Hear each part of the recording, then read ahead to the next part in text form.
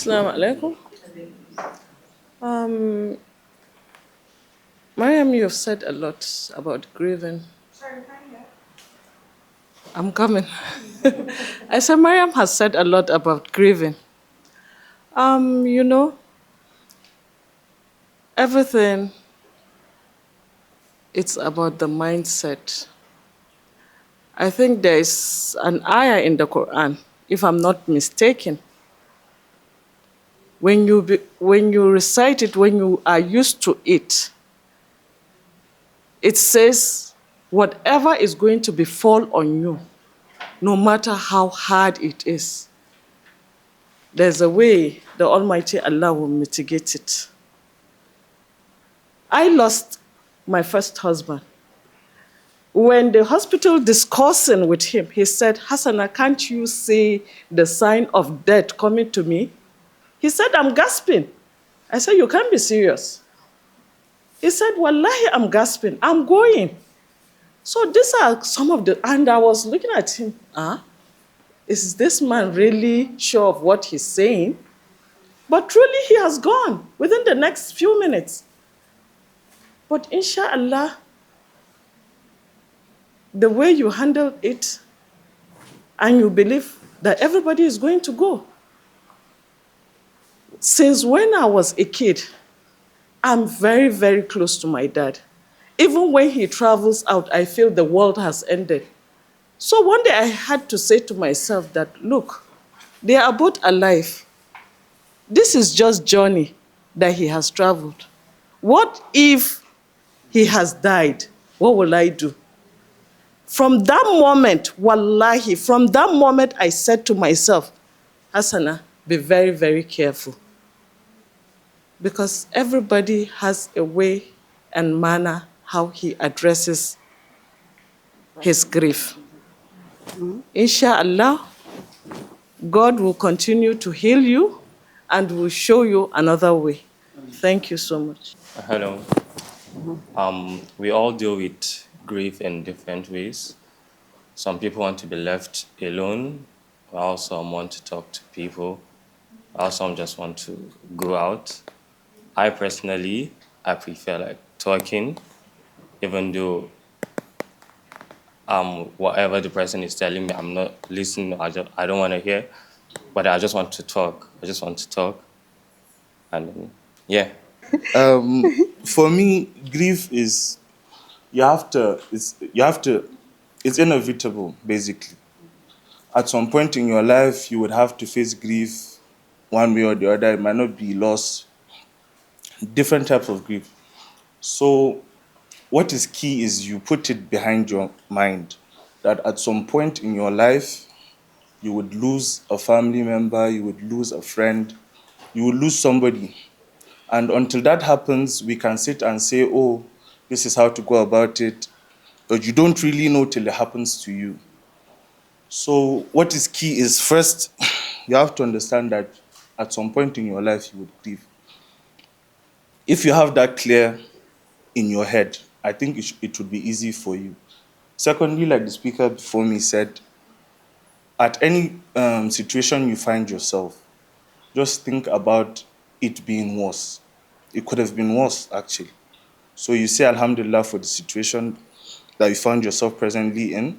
And you look around, you see people that have less than what you do.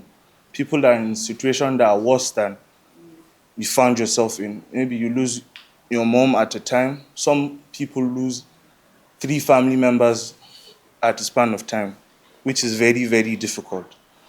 Secondly, issues of what happens afterwards.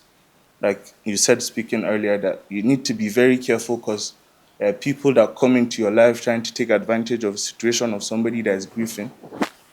So you have to put it behind your mind and be careful with type of people you engage with during that period. There are some people that would want to, a support system is very important for a grieving person. If you have supportive friends, supportive family, I think those are the people that pull you through your difficult times. So you need to surround yourself by good people at all points. in your life, and you have to also, like she said, be patient with somebody that's grieving, but you also have to be patient with the people that are trying to help you. You need to engage them as well. You don't just push people off. I think the first stage of making progress is acceptance. You need to accept this has happened, this is the reality, it's not going to change no matter how long it takes. Then you start to build yourself. You tell yourself that life has to go on at the end of the day, which is true. The moment you start asking questions like, why me, you get it wrong completely. That's how you damage yourself. Because life is not going to stop.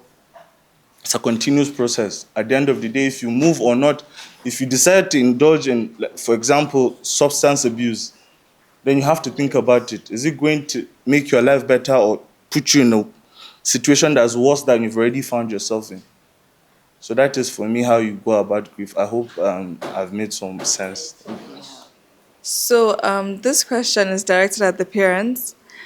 When you guys are grieving and going through things, how do you try not to drag your children along? Like, how do you try and protect them from it so they don't grow up, feeling neglected during this period of time because you were going through this and that? Yes, Fatima, I think Mommy said something, what happens to her and Maria. And that is what we do. Sometimes we want to hide it. But you kids are so smart. We cannot hide your faces. We cannot hide your brains. You see things. I didn't tell anybody, but my daughter told me today that, Mommy, since your mom died, this is the first time you're looking at the mirror. And it's true, today. How did she know? So I didn't tell her. But she has been following me. So this is what you kids do.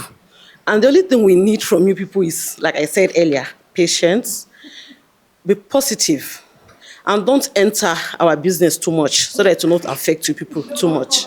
The younger kids who need your attention like all the time. We'll pretend. We clean our face and we hug them and joke with them and play with them, and then we do. That is why mothers, we multitask. We do everything. But honestly, We are crying, we are smiling, we are taking care of everybody at the same time. So we try. We do this. Though some people don't know how to handle this balance system. They'll just go one side and then the other side will suffer. And this is what is not In good. your face, be strong. You are a leader. Man, it's my mom we are talking about. And then they will ask you, you have to do something to keep you going. You have to eat. Sometimes you feel as if the wall is laughing at you. You feel crushed, like you are being like it's a trailer that hits you. It's all part of you grieving.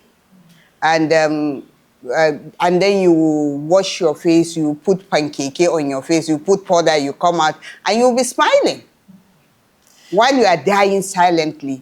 And then for your kids, you don't want to see, you want to give your kids sense of belonging. You feel that child needs you, while you yourself, you need someone to look after you. But I think in such a situation, I feel hiding it is not a solution. I think you should just let it flow, and at a point in time, they would be the one to even come and hug you with your situation. My children, wait. You can't even hide it, my sister. You can't even hide it. It's just something that is natural. There's no way you even manipulate it. At a point in time, in my own situation, them and their siblings, they're the one that are even entertaining us. When we look at their faces and the kind of things they're doing, even at that point, they can still sideline and do some little gulma and make us laugh. You understand? So I think they should be aware of everything. Issue of hiding things, situation, everything, I don't think is really good. It's really okay. Children should be involved at every situation that happens. And at what age, it doesn't matter. No, They should know everything. I think.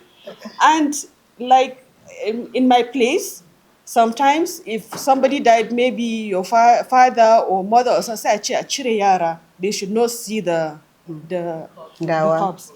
And I feel No, that's wrong. wrong. That's wrong. They should see him that he's really gone, They should be there, let them do the final rites and everything, and then we will all accept it. Nothing to hide. And if this to grieve, all of us should do it at the same time. One person might be like, come out quickly and be able to help the other. So, my take, Sha. My brother died. My immediate brother, he died. And my father was in Lagos. And before he came back, they buried my brother. He did not see the body. Yeah. Until the day he left, he keeps saying, all I had wanted was crying, saying blah, blah. I said, Mariam, be happy that she died in front of you. You don't know the privilege you have that you saw the body and she died in your hands. You don't know that love. I remember when I wasn't even in the country. When I came back and I was saying, I was crying, I said, all I wanted was to see her last moment. And one of my sisters said, I shouldn't go there. I shouldn't talk about that. I should just keep quiet. She doesn't know what I was going through because it reminds me of the death of my father. I did not see any one of them. At that moment, what I wanted to tell her was, shut up, you don't know what is going on. But I just decided to keep quiet. And everybody was there. My aunties were there. And I have this story again. It's kind of funny, but it's still about when my mother died. You know, I didn't see the dead body of my father and I didn't see my mom. So if I sat down and if I'm just shedding tears, using tissue to cry, then one of my aunties will come, Allah, Sariki, Aya, gashi ba kika kawo babanki ba kika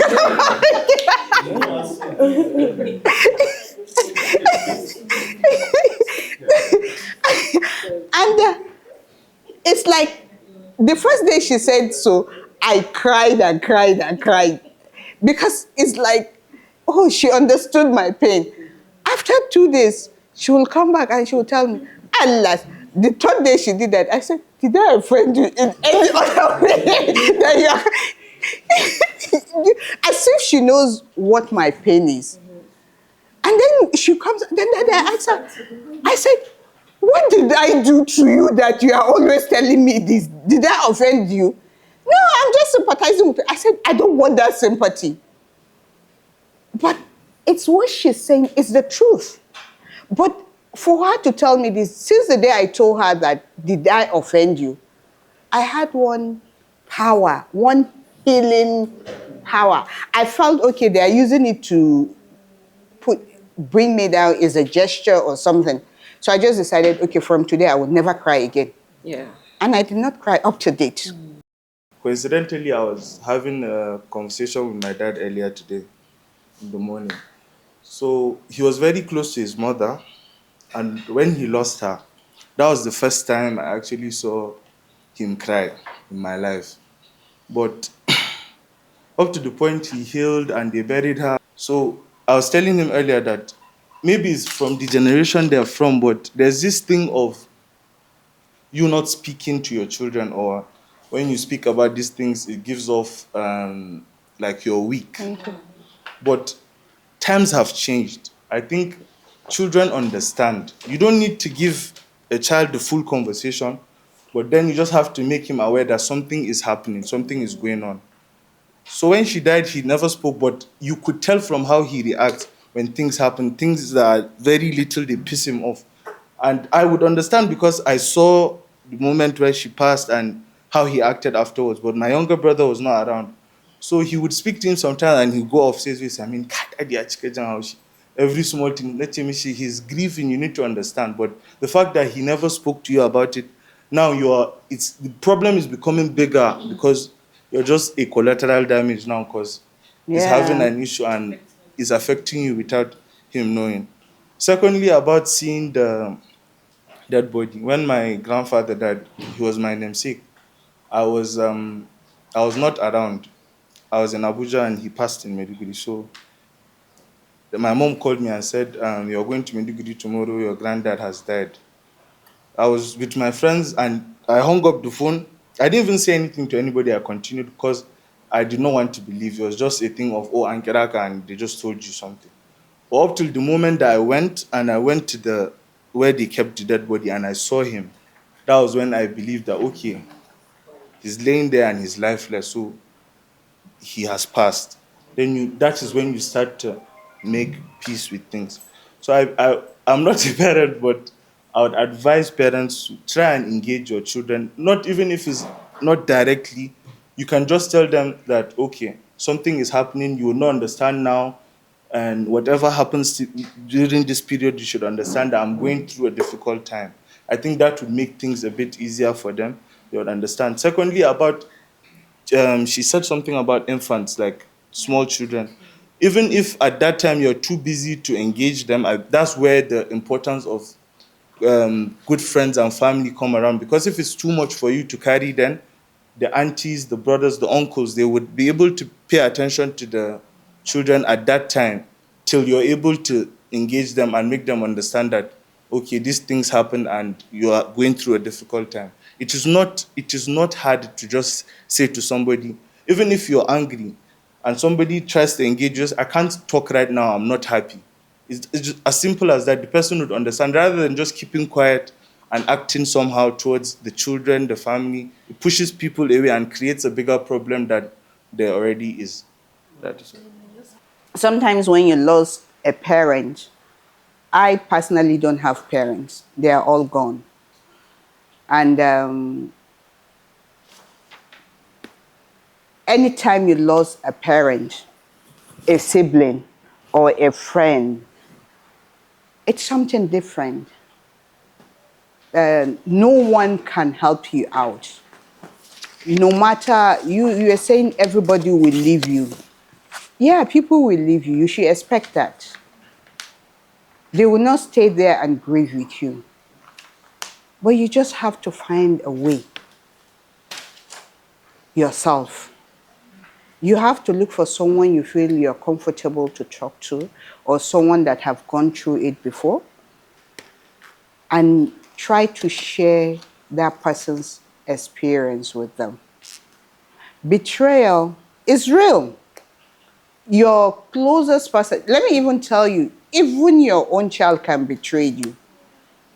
That's the least of it all. I always tell people that always prepare your mind that anybody can betray you. Anybody. It depends on how you define betrayal.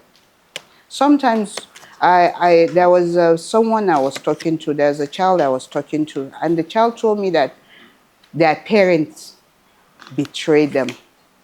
And I was like, how? That I told my mom something in confidence, and she went and she told her sister, or she told her husband, our father. I felt if she alone cannot. And I was like, no, and I was like, and to you is a betrayal. But sometimes there are things that you will tell them that they will try to discuss with the husband. She wasn't expecting the husband to go back and talk to you or say it out. She was helping him, maybe seeking for a guidance, how she can approach or help you. She doesn't know how to handle that thing alone. So it depends on how you transfer that betrayal or what you feel that person have betrayed you with. Of course, there are some things that you will tell someone, you will not expect that someone to tell someone. You will expect that person to hold it. In life, we all have someone we think we trust. I might say today, she's my closest person. She also might say to that person is her closest person. And he might say that person is her. So maybe me sharing something, a secret with her, she might end up telling him, not knowing that he will share it with someone. So I always say that your closest friend also have a closest friend. You might think that person take you to be their closest friend, but in that person's heart, you are not their closest friend. They have someone else they trust. I think if we have that, I'm not saying it will solve the problem, but it might help you to handle the way you grieve. And I think that grief comes in different shape and form.